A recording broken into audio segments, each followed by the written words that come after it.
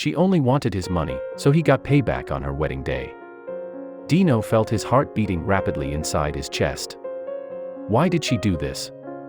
How could she break his heart in such an awful way? He wanted to marry her and have kids one day, but it seemed that his dreams were crushed along with his heart. The sadness he felt soon turned to anger. He wanted to get back at her.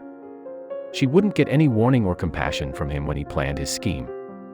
She was going to get what was coming to her. Dino worked a tough job on an oil rig. Even though rig workers don't need a fancy education, the men that choose to work here are highly skilled. There's one thing more important than education, and that's experience. Dino had what the company was looking for. He noticed the small details while on the job and knew what to do. From the outside, people thought Dino had it all: a good job, a great house, and some really good friends. Dino had been lucky with his employment and his house, but he had always wanted something more. He had always had bad luck when it came to love. That would all change though. Some people would love a chance to be with Dino. He was clever, made good money, and was responsible.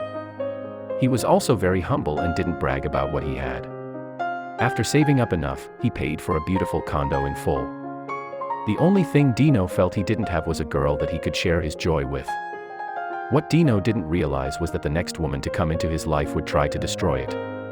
Dino's co-workers would have a new girlfriend every shore leave. Dino respected them, but that life wasn't for him. He wanted to find someone truly special. Dino may be a very patient person, but that doesn't mean he's indecisive. One day, his friends couldn't believe it when they saw the woman holding Dino's hand. When Dino met this woman, he was enthralled.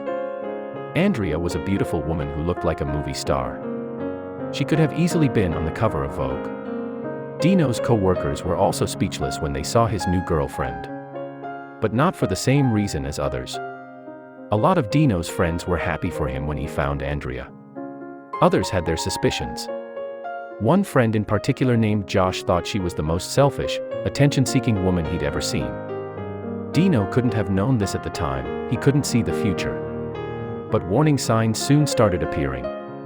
Sometimes, Andrea's self-centered side would show. She explained that it was due to a bad childhood including parental divorce. Dino was trusting and understanding, so he dismissed her behavior. Andrea was very excited to move into Dino's apartment. In the beginning, their relationship couldn't have been better. But while he was out on the oil rig, he had a funny feeling.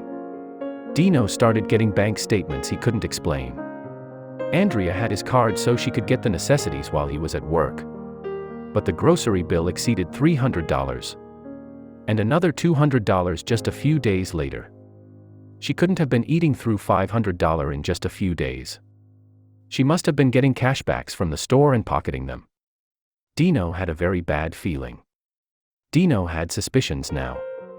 Her behavior made him feel like she might have been unfaithful. With his money and his condo, she could easily cheat on him while he was away.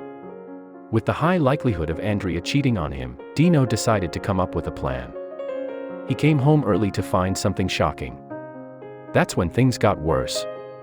Andrea didn't expect him home for a couple more days, so when Dino entered his house, his home that he worked so hard for, it caught her completely by surprise. For Dino, it confirmed the worst suspicions he had of the woman he once thought was the one. Dino could feel his heart crumble into a million pieces as he walked into his bedroom.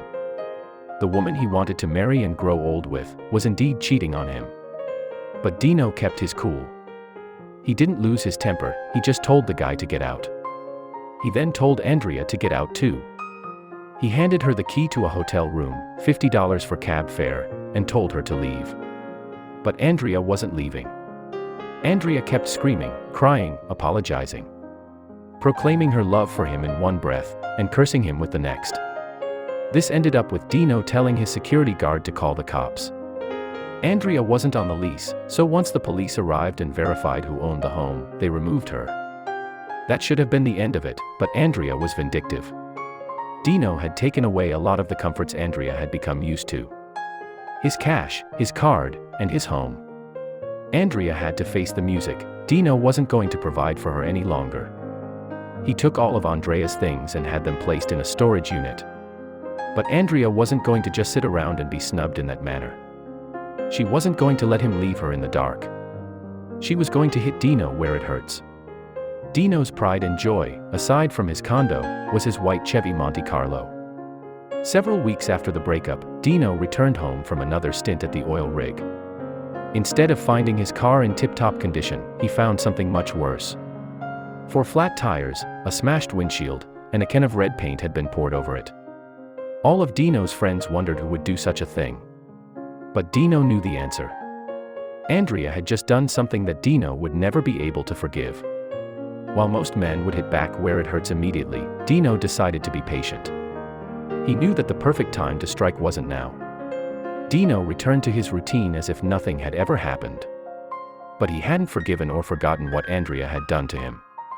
Soon, he would find an opening, somewhere to strike back at his ex-girlfriend, and he would do it hard.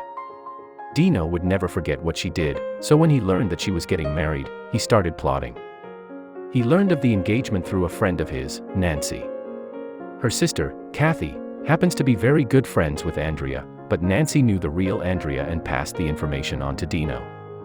She would become a co-conspirator along with him, and together they made sure that what was supposed to be the best day in Andrea's life was the worst. Thankfully, Nancy knew exactly what type of person Andrea was. When she received the invitation to the wedding, the first thing she thought about was how Andrea had betrayed her good friend, Dino. She took advantage of the fact that he had property and made good money, mooching off him as she messed around with other men. Dino started off with an anonymous letter to Andrea. About a month before the wedding, Dino sent an anonymous letter in the mail. In the envelope was a picture of Monte Carlo, a wedding dress, and a ketchup packet. There was a single sheet of paper too, with 3 words, red on white. If Andrea had thought Dino would just turn the other cheek, she was mistaken.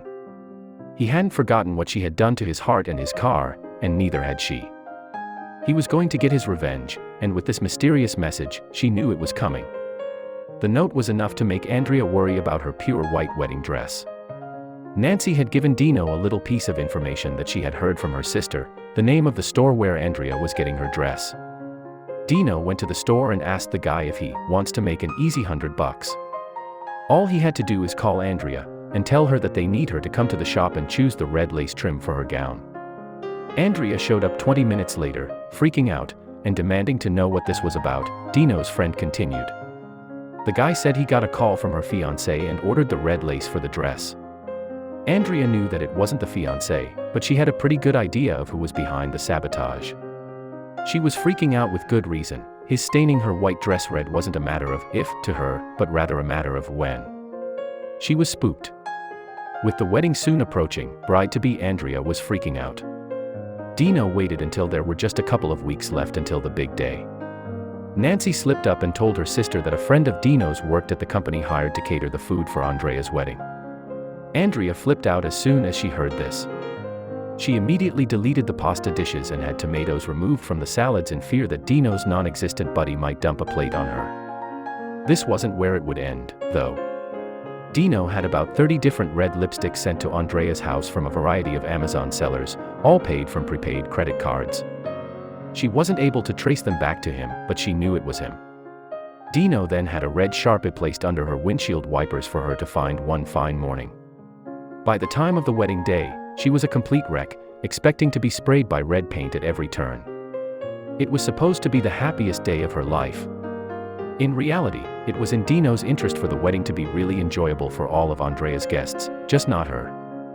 At the wedding reception, Andrea was a basket case. She demanded that all the red flowers be removed from the centerpieces on all the tables. She refused to get within 10 feet of anyone holding a red drink. She spent more time and attention looking for the ambush she was certain was coming, and Dino didn't even do a thing. Nancy witnessed everything. He turned her into Bridezilla, and Nancy kept him updated with a running commentary as the night progressed. Right in front of all her family and friends, Andrea exposed herself to be an erratic and paranoid person that was demanding everyone bend over backward every time there was a problem. In the end, the only thing stained was her reputation. Love cannot be bought with money, but by owning it you can improve your negotiating position.